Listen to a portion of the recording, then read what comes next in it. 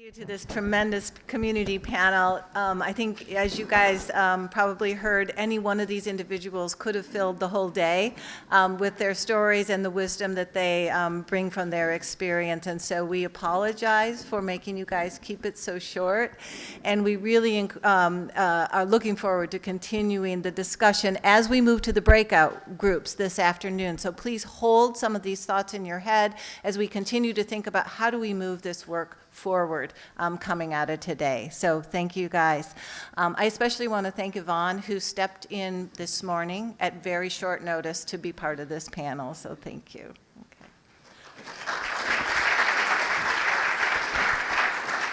Okay.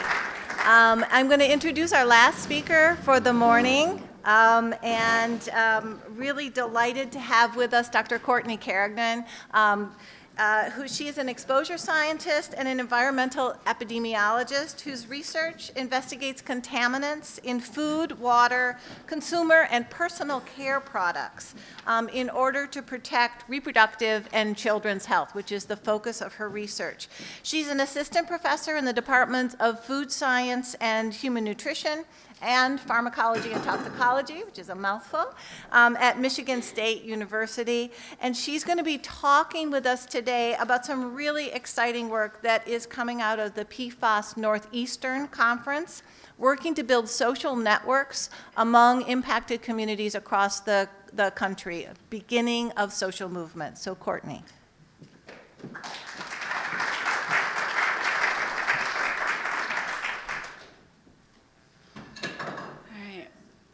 Just give me a second. Let's all breathe and prepare for an interlude before lunch. Hoping this will work. Okay. All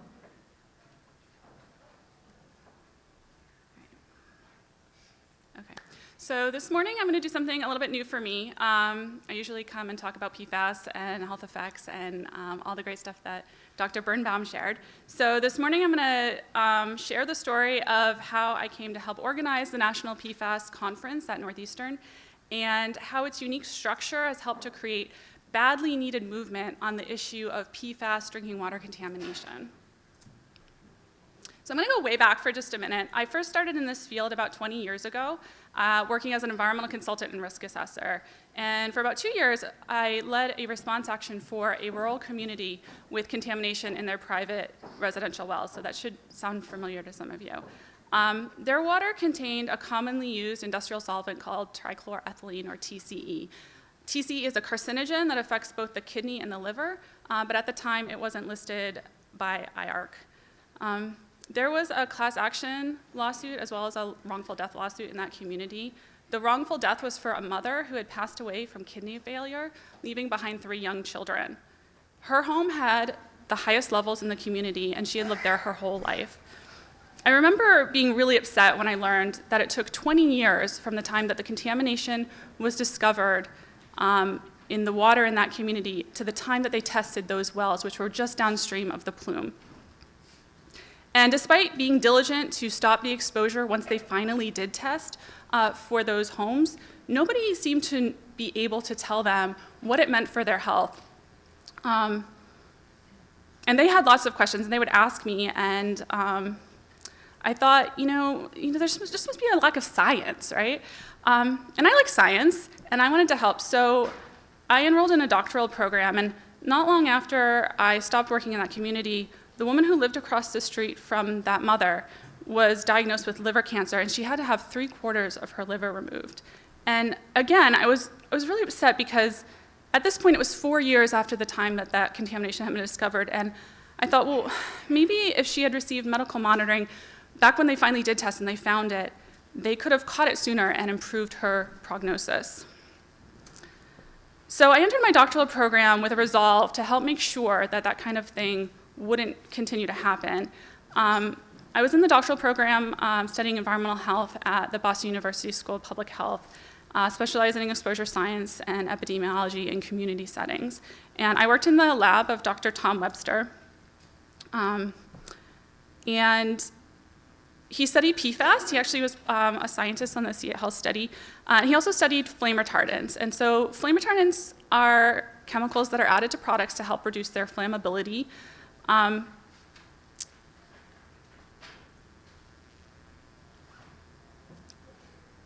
Sorry, I don't understand my notes here. I did this at 2 in the morning, so that might be why. But I do know what flame retardants are because I've studied them for a decade. But they're added to products to help reduce their flammability. But at the time of their development, it wasn't really well understood that they can escape these products, enter our bodies, and that they're biologically active at low doses. My dissertation research focused on characterizing human exposure to flame retardants in indoor environments, including for office workers and for pregnant mothers. Also during that time, I discovered high exposures of flame retardants in gymnasts because they're used in the polyurethane foam of foam pits and the landing mats and so forth. And more recently, I also published a study on exposures in spray foam workers. But flame retardants are a class of chemicals that includes the polybrominated diphenyl ethers, or PBDEs, which are structurally similar to PBBs. And however, like PFAS, PBDEs and other flame retardants have been used widely for decades in many products. Also, like PFAS, flame retardants escape these products, enter the air and dust of our indoor environments, and enter our bodies where they can remain for years. Unlike PFAS, they do not migrate in water, and so as far as we know right now, drinking water is not an important exposure pathway for people to flame retardants. However, also like PFAS, flame retardants are an example of regrettable substitution. So the PBDs were phased out beginning about in 2005, and they were replaced with other brominated organophosphate flame retardants. And there was a lot of impressive science going on.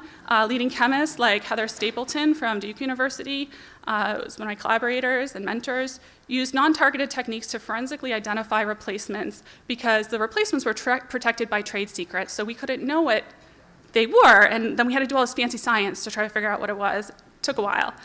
There were also very good toxicology, biomonitoring health studies, but of course these were all coming after they were already starting to be used and people were already being exposed. And so we would start, we were having these findings and we're all talking about it, and concern is building and building, and it really turned into feeling like a scientific echo chamber because our science wasn't leading to the kind of action that we were really expecting it to. And so the real change finally began when Arlene Blum kind of came onto the scene. So she's a chemist turned mountain climber who discovered and helped remove harmful flame retardants from children's pajamas back in the 1980s. So you might have heard of tris 1,3-dichloro-2-propylphosphate. So it's chlorinated tris. It was sort of the replacement to brominated tris. And when they phased it out of children's pajamas, they just continued to use it in other products. And so when she found out about that, she was pretty mad, and she applied her background in science and in leading expeditions to organize meetings and a movement to translate the science into action. And really, it's thanks to both her and other scientific leaders like Heather, who's shown here with her family, that many products, including those for our tiniest people, are now flame retardant free. And it's a good thing that we finally got movement because in the meantime, the science on health effects from replacements continue to grow. So for example, during my postdoc working with Russ Hauser at Harvard, I conducted a study along with Heather and John Meeker, who's here at U of M, that identified adverse effects of replacement flame retardants on fertility. Our study also highlighted how replacements with shorter half-lives, like these PFRs, aren't necessarily safer if they're biologically active at low doses and we are exposed continuously. So also during that time, I was doing a horrible commute to Boston from Portsmouth, New Hampshire, which is a beautiful place to live. And one day I saw an article about Andrea Amico in the Seacoast Online. And for those of you who don't know Andrea, she is a mother of children who attended daycare at Pease Tradeport, which is in Portsmouth and is a former Air Force base where PFASs were detected in the drinking water from historic use of AFFF, the aqueous film forming foams. And so I reached out to her, we were practically neighbors, and started providing her with technical support. And I knew a lot about PFAS science because of my work at BU. And I started digging into the literature and leveraging my network to share with her the knowns and unknowns about PFASs. And there are a lot of knowns about PFOA and PFOS. they are clearly problematic. An 800-page review recently came out of the scientific literature. And I provided technical support indiscriminately to the community and also to our state. And what I noticed pretty quickly was that people in the position to do something wouldn't act. But when I shared with Andrea, and she brought it to them, we started to see movement. And what I think we found pretty quickly is that working together, we really could achieve much more than we could achieve working independently. And it also became really clear to me why community engagement was such an important focus of my training. They talked a lot about things that are very true, that working with communities helps improve your logistics and the quality of your science, its applicability and its translation to action. What I didn't realize was that in some cases, it's necessary to get anywhere in the first place. So I think that's an important thing to note here. Also, a big emphasis in my training was the importance of listening to and believing communities, which is really not unlike recent attention to the importance of believing women and survivors. So Andrea found it necessary to organize in order to be more efficient, to be a more efficient advocate, and she formed Testing for Peas and successfully advocated for 2,000 people to receive blood testing in her community. So that blood testing actually came back with some important results. It revealed that PFHXS is a marker for exposure to AFFF in drinking water. It was clearly elevated in the Peas population compared to the general population. So the Peas central tendency values, so like the average, is at the bottom, and NHANES in the blue, that's like our general population. And up at top are other PFAS impacted communities. It also showed that PFHXS was elevated in the children, everyone, but this just happens to be the children data. So about 40% were above the 95th percentile of the general population. And it also told this story. If you look at the concentrations by age, you can see that you see an increase from 0 to 2 when the children would have been on P's and daycare, a decrease in those ages where they wouldn't be at daycare and they'd be in elementary schools off the trade port, and then once the population hit working age, you can see those levels increase again. And so, a requirement for being in the study was that you had to ever have drank the water. And so those children that are sampled where you see those levels decreasing, that it was really reflecting the time away from drinking that water. So you can see a marker of the effect of drinking that water, and you can also see down at the bottom is PFNA, which is not, I think, a big part of their exposure. You don't see that big increase, then drop, and then increase again. Around this time, the EPA health advisory came out, and it wasn't not regulatory enforceable, but it really was an important piece of movement. We hadn't seen any movement on the PFAS front in quite a long time, and so a lot of us were just happy to see anything. Bob Delaney had brought to, on one of our science policy PFAS calls, the need to help his administration better understand the issue. And so we put together a study that was led by Elsie Sunderland's group at Harvard that leveraged EPA's UCMR3 data to quantify the number of people impacted by drinking water above the health advisory. And Dr. Birnbaum mentioned that the 6 million was an underestimate, so this really is showing people with levels above around the 70 parts per trillion. And there's better data. And it's since been estimated that water over 110 million Americans contains any PFAS. Another thing that we did was organize the national conference of the social and scientific discovery of PFAS. So this was the first national PFAS conference at Northeastern. I was just invited along for the ride. It was the brainchild of Phil Brown. And when I credited him with this, he actually said that he got the idea from Arlene Blum, which is why I thought to mention her. And I didn't get it at first, being a scientist and having gone to so many scientific meetings. I just kept going, well, we need more scientists to talk, and we need to really hammer them with the science. And it wasn't until we had the first conference, and I saw how it went, and I learned so much that I really understood the power and the importance of bringing together these different groups. So we brought together community leaders. We used most of the grant money that we got to put together the conference to fund community leaders to come. We brought together government scientists, environmental health scientists, lawyers, legislators, press, social scientists, all people who work on PFAS, but normally aren't in the same room together and don't hear each other's stories. And I've got to say, that first conference, I learned more, and I found it to be more engaging than any other conference I've been to. Maybe that's not saying much because I mostly go to scientific conferences, but it was really impactful to me, and I think I had not anticipated that. The second time we held it, which was just last year, we integrated. So the first time we had like community panels where just community members came out. The second time we did it, we integrated our community members and our different kind of sectors all into sessions together so that they would kind of work together. And that also worked really well. We had a huge turnout. We actually had to put people in kind of like other rooms to view remotely, but could still be on site. So this is a picture of the group that attended that. Some things that have come out of the national conference, the organization of the PFAS Contamination Coalition. Since the first conference, the ATSDR is now doing a big biomonitoring and health study for DoD sites and others that have PFAS contamination in their drinking water. I'm on the advisory board for the PEAS cap, along with Andrea. And I have a project now along with my collaborators at Northeastern and Silent Spring Institution looking at effects of PFASs on children's immune systems. So we know that they do affect the immune system. We don't know exactly how they affect immune systems of children exposed through contaminated water, particularly with the HERCULES mixture. So people have called the HERCULES mixture like a wish's brew of PFAS because it contains so many different PFASs and lots of them haven't been studied. So sort of that mixture is part of our question.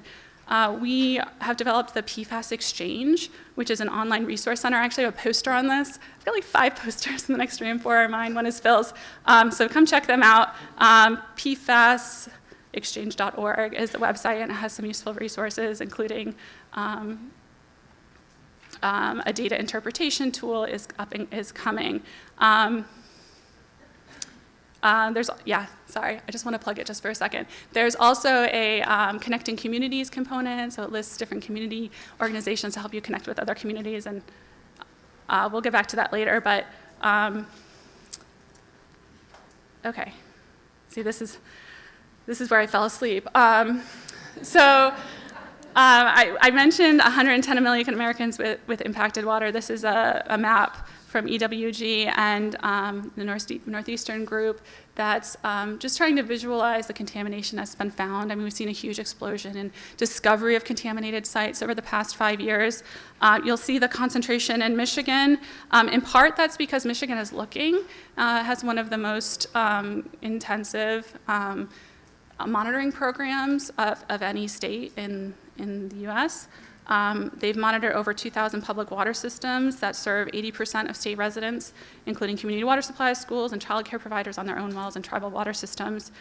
They detected PFAS in about 10% of the systems, so 170 with elevated levels, and about 51 of those, so about 3%, were between 10 and 70 parts per trillion. I think only 1 or 2 were above the 70 parts per trillion. One of them was parchment. So I'm just going to highlight some. So parchment is kind of down in the bottom left. One of the communities down by Kalamazoo, and it's from historic use of PFAS in a paper mill. We know that PFASs have been used in tannery operations, obviously in airports that use the AFFF, and in plating operations. So just to name a few sources in the state. I think since I've gotten to Michigan, I've been focusing most of my efforts on 3 PFAS-impacted communities in Oscoda, Northern Kent, and Parchment. Communities that have, contamination discovered have drinking water interventions. Varies, depending on the source. It's pretty much always expensive. They have do not eat advisories, being told not to eat the fish, not to eat homegrown or produced foods, not to eat or touch the foam. I actually have a poster on that, which I'm in collaboration with Jennifer Fields' group at Oregon State. Recently started a project called PFAS United, which is a national investigation of transport and exposure from drinking water and diet. So this is a collaboration between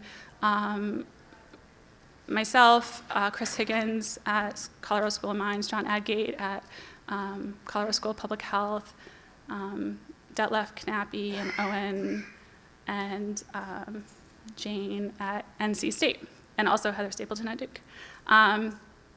And so we are sampling foods from PFAS-impacted areas across the country and estimating exposure from both drinking water and diet in order to better understand this issue and inform future recommendations.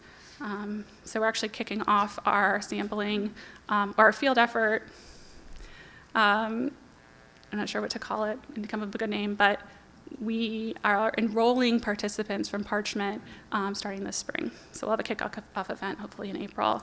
I've also started organizing an event at the Fate of the Earth Symposium at MSU. So this year it's kind of a dual session followed by an afternoon workshop focused on PFAS, and it's just an opportunity to get together and organize ourselves to understand how we can better address the PFAS contamination in Michigan. MSU just launched a PFAS center, so we'll have researchers from the center there as well, and you're all invited. And I think I'm about out of time, so thank you so much. Take any questions.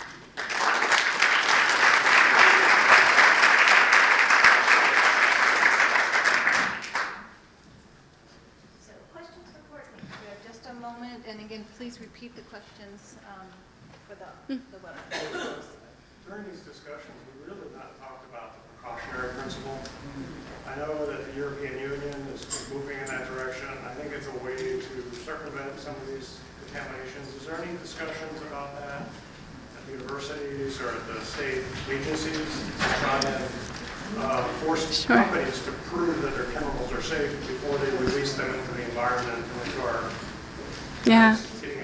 So the question was about the precautionary principle and whether there's any conversation in our government or our universities about getting companies to prove that something's safe before it goes on the market.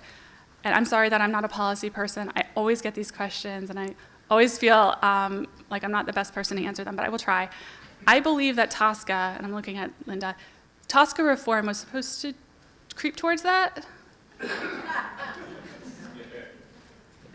So the EU is implementing something more like that, and we're all watching. Yeah, do you want to take it? Thank you. You're retired. You take it. No, I'm really not a policy person either. But the bottom line is that in our country, precautionary principle is totally interpreted backwards. In our country, people want to say precautionary principle would mean you act when you don't have any information. That's not what the precautionary principle says. The precautionary principle says you act in the presence of concerning information, but without certainty. And science is never certain. So it's a problem here. And TSCA, Frank Lautenberg is probably turning over in his grave.